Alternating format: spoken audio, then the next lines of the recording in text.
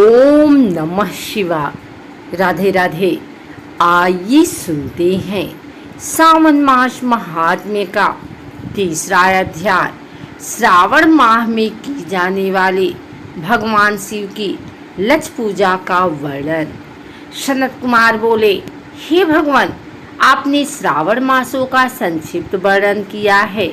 हे स्वामी, इससे हमारी तृप्ति नहीं हो रही है, अतः आप कृपा करके विस्तार से वर्णन करें, जिसे सुनकर ही सुरेश्वर मैं कृत्य कृत्य हो जाऊंगा। ईश्वर बोले, हे योगीश, जो बुद्धिमान नक्त व्रत के द्वारा श्रावण मास को व्यतीत करता है, वह 12 महीने में नक्त व्रत करने के फल का भागी होता है। नक्त व्रत में दिन की समाप्ति के पूर्व सन्यासियों के लिए यह रात्रि में गृहस्थों के लिए भोजन का विधान है। उसमें सूर्यास्त के बाद की 3 घड़ियों को छोड़कर नक्त भोजन का समय होता है। सूर्य के अस्त होने के पश्चात 3 घड़ी संध्या काल होता है। संध्या वेला में आहार, मैथुन, निद्रा और चौथा स्वाध्याय, इन चारों कर्मों का त्याग कर देना चाहिए। गृहस्थ और यति के भेद से उनकी व्यवस्था के विषय में मुझसे सुनिए। सूर्य के मंद पड़ जाने पर जब अपनी छाया अपने शरीर से दोगुनी हो जाए, उस समय के भोजन को यति के लिए नक्त भोजन कहा गया है। रात्रि भोजन उनके लिए नक्त भोजन नहीं होता है। तारों की दृष्टिगत होने पर विद्वानों ने गृहस्थ के लिए नक्त कहा है। यति के लिए दिन के 8वें भाग के शेष रहने पर भोजन का विधान है। उसके लिए रात्रि में भोजन का निषेध किया गया है। गृहस्थ को चाहिए कि वह विधि पूर्वक रात्रि में नक्त भोजन करे और यति, विधवा तथा विधुर व्यक्ति सूर्य के रहते नक्त व्रत करे। विधुर व्यक्ति यदि पुत्रवान हो तब उसे भी रात्रि में ही नक्त व्रत करना चाहिए। अनाश्रमी हो अथवा आश्रमी हो अथवा पत्नी रहित हो अथवा पुत्रवान हो, उन्हें रात्रि में नक्त व्रत करना चाहिए। इस प्रकार बुद्धिमान मनुष्य को अपने अधिकार के अनुसार नक्त व्रत करना चाहिए। इस मास में नक्त व्रत करने वाला व्यक्ति परम गति प्राप्त करता है। मैं प्रातः काल स्नान करूँगा, ब्रह्मचर्य व्रत का पालन करूँगा, नक्त भोजन करूँगा, पृथ्वी पर सोऊंगा और प्राणियों पर दया करूँगा। हे देव, इस व्रत को प्रारंभ करने पर यदि मैं मर जाऊँ तो हे जगतपते, आपकी कृपा से मेरा व्रत पूर्ण हो। ऐसा संकल्प करके बुद्धिमान व्यक्ति को श्रावण मास में प्रतिदिन नक्त व्रत करना चाहिए। इस प्रकार नक्त व्रत करने वाला मुझे अत्यंत प्रिय होता है।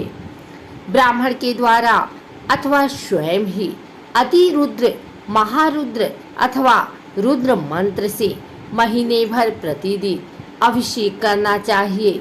हे वत्स, मैं उस व्यक्ति पर प्रसन्न हो जाता हूँ, क्योंकि मैं जलधारा से अत्यंत प्रीति रखने वाला हूँ, अथवा रुद्र मंत्र के द्वारा मेरे लिए अत्यंत प्रीतिकर हूँ। प्रतिदिन करना चाहिए। अपने लिए जो भी भोज्य पदार्थ अथवा सुखोपभोग की वस्तु अति प्रिय हो, संकल्प करके उन्हें श्रेष्ठ ब्राह्मण को प्रदान करके स्वयं महीने भर उन पदार्थों का त्याग कर देना चाहिए। हे मुने, अब इसके बाद उत्तम लक्ष्य पूजा विधि को सुनिए। लक्ष्मी चाहने वाले अथवा शांति की इच्छा वाले मनुष्य को लक्ष्य बिल्व पत्र या लक्ष्य दुर्वा दलों से शिव की पूजा करनी चाहिए। आयु की कामना करने वाले को चंपा के लक्ष्य पुष्पों तथा विद्या चाहने वाले व्यक्ति को मल्लिका या चमेली के लक्ष्य पुष्पों से श्री हरि की पूजा करनी चाहिए।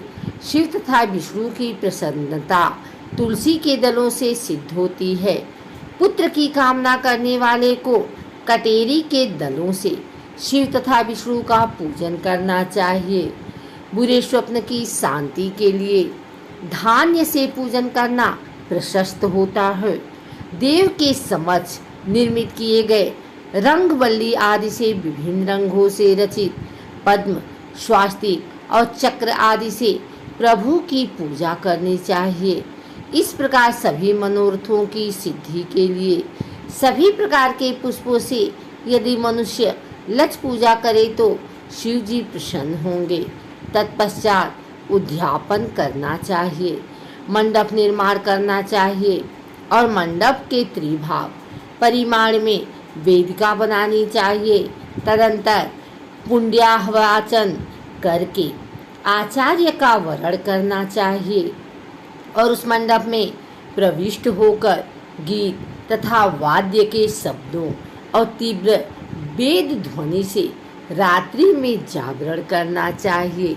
वेदिका के ऊपर उत्तम लिंग तो भद्र बनाना चाहिए और उसके बीच में चावलों से सुंदर कैलाश का निर्माण करना चाहिए।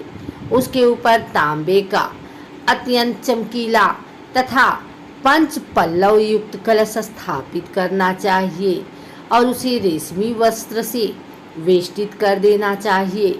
उसके ऊपर पार्वती पति शिव की स्वर्णमय प्रतिमा स्थापित करनी चाहिए। तत्पश्चात पंचामृत पूर्वक धूप, दीप तथा नैवेद्य से उस प्रतिमा की पूजा करनी चाहिए और गीत, वाद्य, नृत्य तथा वेद शास्त्र तथा पुराणों के पाठ के द्वारा रात्रि में जागरण करना चाहिए। इसके बाद प्रातः काल भली भांति स्नान करके पवित्र हो जाना और शाखा में निर्दिष्ट विधान के अनुसार वेदिका निर्माण करना चाहिए।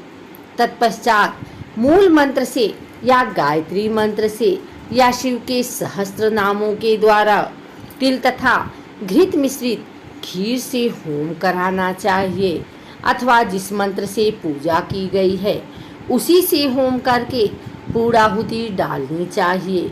इसके बाद वस्त्र, अलंकार तथा भूषणों से भली भांति आचार्य का पूजन करना चाहिए।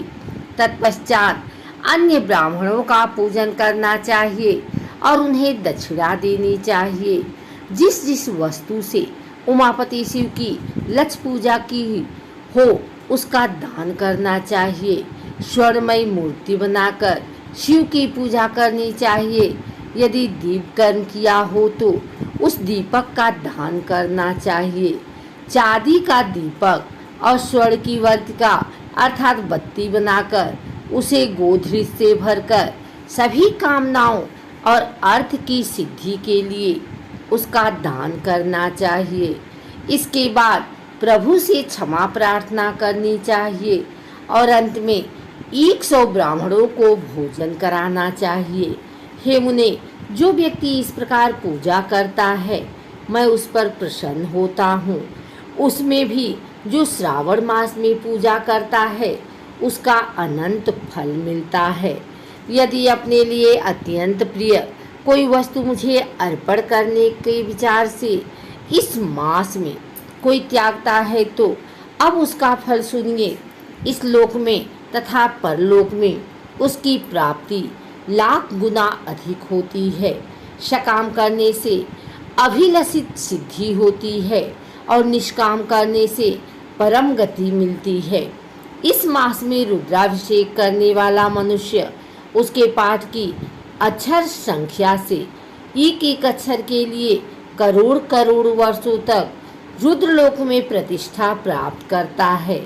पंचामृत का अभिषेक करने से मनुष्य अमरत्व प्राप्त करता है। इस मास में जो मनुष्य भूमि पर शयन करता है उसका फल भी मुझसे सुनिए।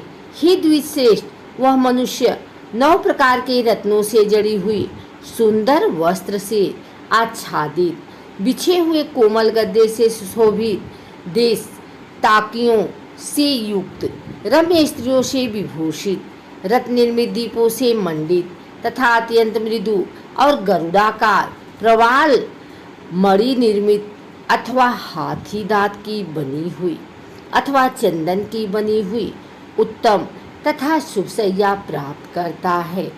इस मास में ब्रह्मचर्य का पालन करने से वीर्य की दृढ़ पुष्टि होती है। ओजबल शरीर की दृढ़ता और जो भी धन के विषय में उपकारक होते हैं वह सब उसे प्राप्त हो जाता है। निष्काम ब्रह्मचर्य व्रती को साक्षात ब्रह्मा प्राप्ति होती है और सकाम को स्वर्ग तथा सुंदर दिवंगनाओं की प्राप्ति होती है। इस मास में दिन रात अथवा केवल दिन में अथवा भोजन के समय मौन व्रत धारण करने वाला भी महान वक्ता हो जाता है। व्रत के अंत में घंटा और पुस्तक का दान करना चाहिए। मौन व्रत के महात्म्य से मनुष्य सभी शास्त्रों में कुशल तथा वेद वेदांग में पारंगत हो जाता है तथा बुद्धि में बृहस्पति के समान हो जाता है। मौन धारण करने वाले का किसी से कलह नहीं होता, अतः मौन व्रत अत्यंत उत्कृष्ट है।